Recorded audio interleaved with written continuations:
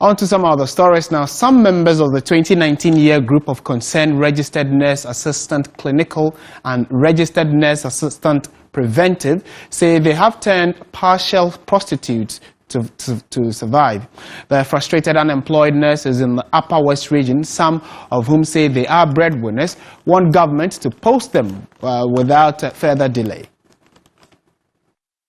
Concerned Registered Nurse Assistants Clinical and Registered Nurse Assistant Preventive have been unemployed for 3 years.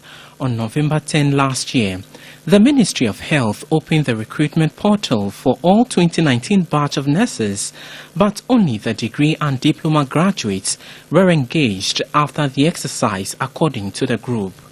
The group says they will not hesitate to share the offices with staff of the various ministries and agencies responsible for their posting should nothing be done a week after their media engagement in Wa.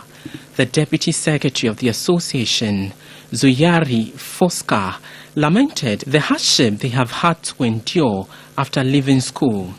According to her, some of them have to depend on sex with multiple men to survive. The way they have treated us is not fair. We have access quota, and up to now, we are still at home suffering. And sometimes, even right now, we the women, now if before you get a man to marry, they will ask you that, what work are you doing?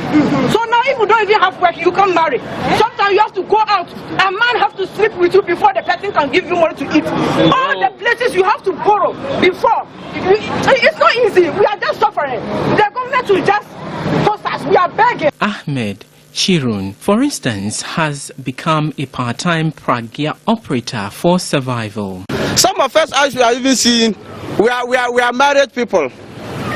Because we can't force to just be waiting now until the real thing happens, which is between 40, 45 to 50 cities. Then when you also meet that target, then the remaining thing, you have to also go and keep it in the house for survival. So that's what we are doing.